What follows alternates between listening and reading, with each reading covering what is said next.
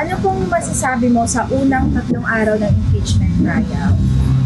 Ang masasabi ko lang sa kahit anong impeach nila, talagang sigurado talaga mananalo si Duterte. May pigiri kami sa probinsya pero lugmok talaga sa hirap. Lugi hindi namin nararamdaman, wala siya nagawa. Bangag kasi siya totoo lang.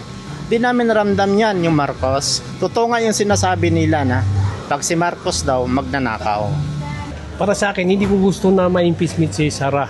Kasi para pag sa susunod na siyang magiging Pangulo, para mahuli niya ang lahat ng mga nagnanakaw sa gobyerno na maipakulong para umunlad ang ating bansa.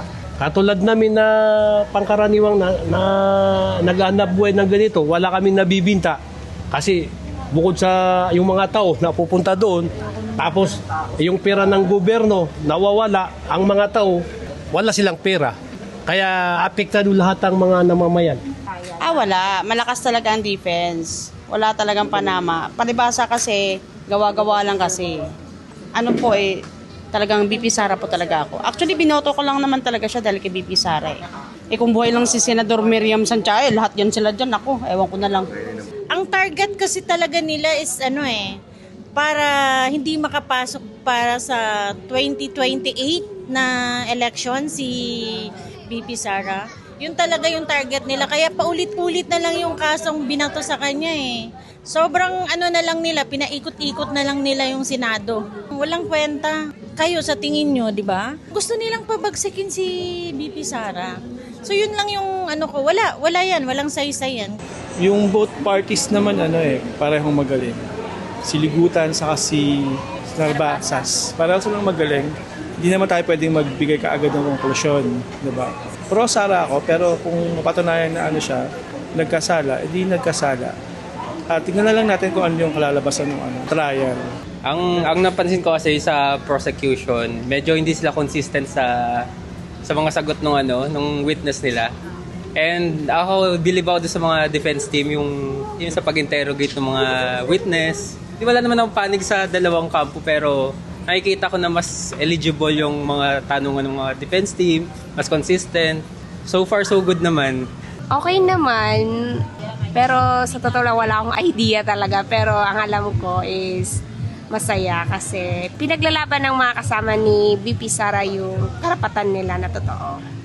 Masasabi ko lang, mukhang liyamado ang panig ng gobyerno, prosecutor. Magaling yung abogado si Atty. Ligutan. Okay naman.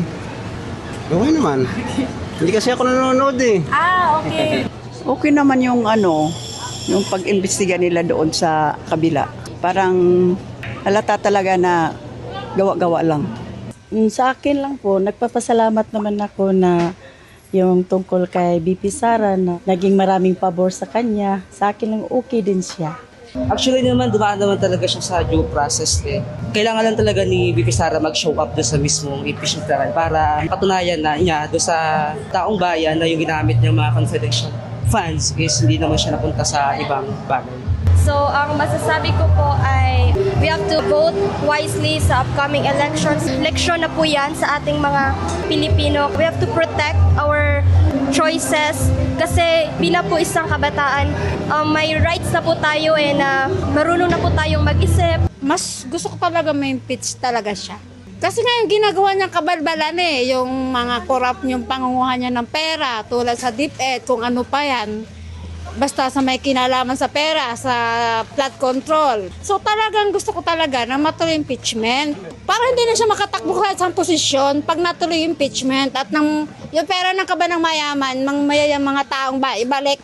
Para sa akin, hindi siya totally nakakatulong sa mga Pinapakinggan ko muna bago ako mag-judge.